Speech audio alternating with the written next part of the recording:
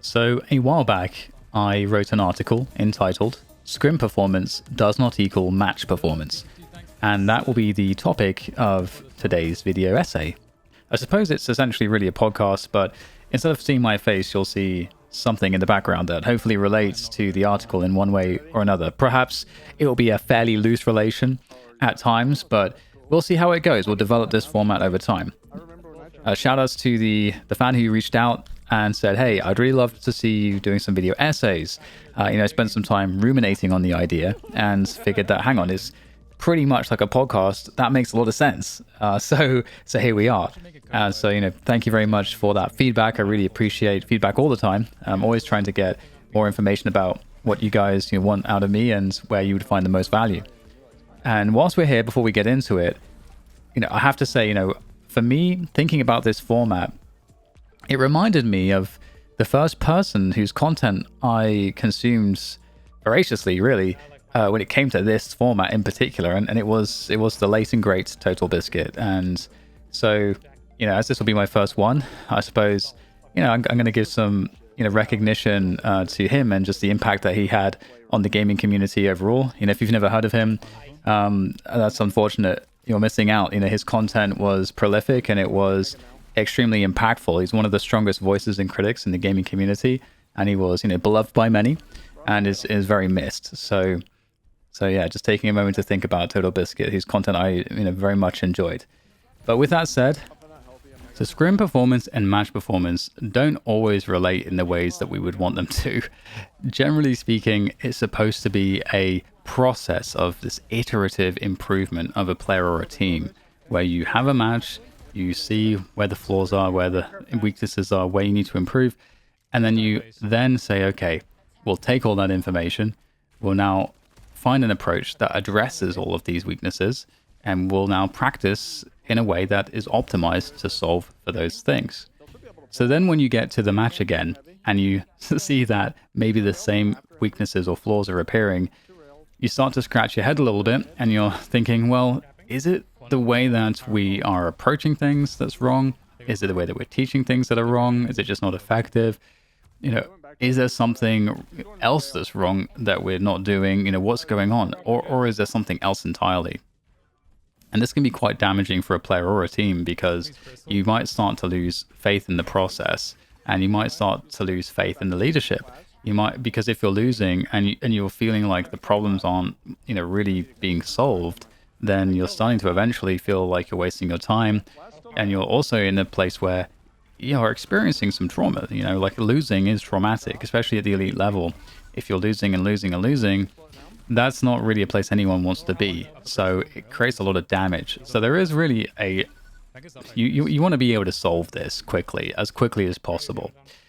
And so I wanted to, talk a little bit about, pressure and the mental game a little bit, because it's, I feel, a topic that is somewhat underrepresented.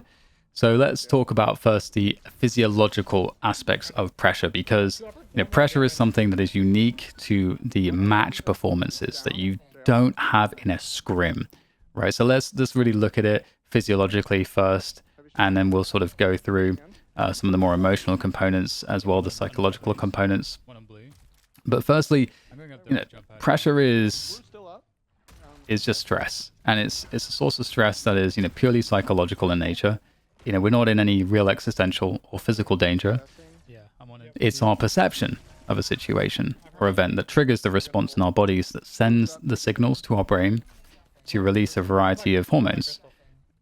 In more extreme environments where we are heavily stressed, our body pulls us into a fight or flight state, which I'm sure most of you have heard of, where a host of hormones are released, adrenaline, cortisol, noradrenaline, and we may experience because of this dysphoria, shakiness, anxiety, nervousness, and when we're really stressed, we actually become more stupid. We can become dumber because our limbic system or reptilian brain, it interferes with our prefrontal cortex's normal functioning.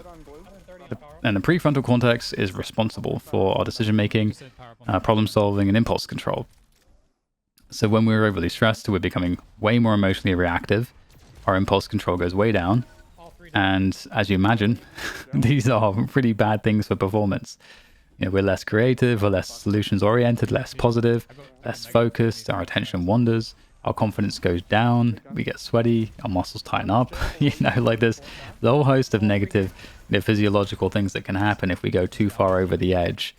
And so this is why it's really important to make sure that our psychology is really in check, because if it's not, things can really get away from you quickly. With that said, there's a lot of positives that come from nerves physiologically as well, because you're just in a heightened state.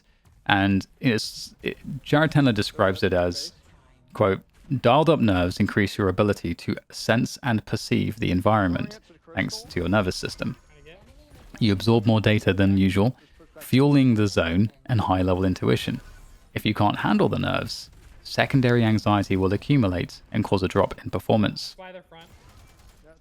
And, it makes a lot of sense, right? In matches, results matter. And there is a lot on the line. There's something that isn't true in scrims. Examples include, reputation, confidence, your place on the team, your future, the expectation from yourself, your teammates, the fans, the org. There's so much that can really add a huge amount of weight to the performance. And all of those things serve to produce that pressure, and that pressure produces the nerves. So as such, we are in this emotional landscape, and we really need to learn how to navigate, and not just navigate it, but to resolve the things that appear once we see them. There are going to be challenges here that will be unique to the match environment. Something that isn't unique to the match environment that you can practice, that can help you better get, or rather have experiences that you can better learn from, is your awareness. And the awareness really is just a practice of understanding how you're thinking, how you're feeling, and really taking note of it and understanding what's going on. Because when we're playing, we're generally in this state where we're sort of trying to program ourselves to follow this script, this operating system. We're building this operating system for ourselves, and then we're just running the code, we're just running it and just going through the motions. And so it's very hard sometimes to actually pause and be like, okay, what am I actually feeling and thinking right now? And this is, though, a key, very key and important point, because as we are going through the motions, we are experiencing thoughts and feelings that are important signals. One of the things that Jared also has said is that we need to treat emotions as signals. They're not there to be minimized or reduced. They're there to be understood. And the answer is to finding a resolution instead of an approach that reduces or controls these emotions, which I have seen it as the advice in many sports psychology material that I've read in the past, is this idea of trying to be zen and like zen your way through emotions. So I actually way prefer personally, and have had way better results with Tendler's approach, which is to, as I just mentioned, treat the emotions as signals, to notice them, and then to understand them, and then to resolve them. And to do that, you have to define them and then map the patterns so you can work on them. And if you're wondering about that process and like how to go more in depth on that, I really, really strongly recommend Tendler's book, The Mental Game of Trading. It very well describes all of these different emotions and where they lead. And you'll see these descriptions really resonate for you, I think. And if you're a performer, there'll be something in there that you'll be like, oh, I've experienced that. Even if he's talking about like trading, because that's what the kind of context of the book is and the examples are, you'll be like, oh, that translates exactly one-to-one with gaming. This thing I've had in gaming. That stuff is all over, all over the place in that book, and it's really interesting to see that.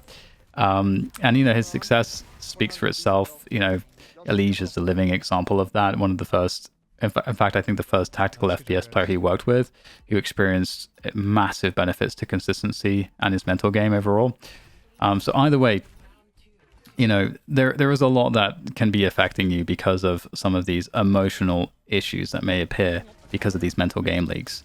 It's because when the pressure is on you and the nerves are on you, as mentioned, it can either make you better or worse. It can either be that it confirms this inner problem that you have, this inner leak, or it could be that you're able to channel it into the challenge, which is what you really want to be doing ultimately. But it's easier said than done. Again, we have to really pay attention to what's going on inside of us. I noticed that, I had a lot of issues with my performances in the past because of fear-based thinking. And, fear-based thinking, there's a bunch of ways it can manifest in your game. It can be overthinking, second guessing yourself, not trusting your gut, fear of losing, which is really, I think, the one that really affected me the most. Also, there could be the pain of losing. So you can kind of be hedging because you're trying, it's like, you're kind of pulling away, like, that painful moment's coming and you're trying to soften the landing as any way you can. Or it could be assuming the worst. It could be, fear of mistakes. And we know that all of these things are really bad. Fear of mistakes, assuming the worst, the pain of losing. All these things can be connected to that playing not to win, rather, sorry, not to lose, as opposed to playing to win. It's very related to all of to that and many other things too. And for me, I really had a lot of issues when it came to this sense that maybe I'm not good enough. Should I put 100? I don't want to put 100% in, or when I am putting 100% in, sometimes I would drop out of my A game because I didn't want to. If it was like a really hard game where I felt like maybe there's still a possibility I could lose, I didn't want to lose and be playing at my best, because what does that say about me? Does that just says I'm not good enough? And that's a painful feeling. And as someone has had a lot of issues with that feeling personally, it taps into that deeper psychological issue that I have there, and that's why that exists. And it's not rational. When I realized that, I was like, hang on, this makes no sense. This is a distorted thought. It's not something that's there to help me, because I want to get better. My goals are all around getting better, and I can only do that if I put everything on the table and then see what's not good enough so I can then improve it. But again, like these your inner psyche has a lot of things going on that you have to really pay attention to. Otherwise, you could just get stalled out in your progress. So it can be quite an internal journey.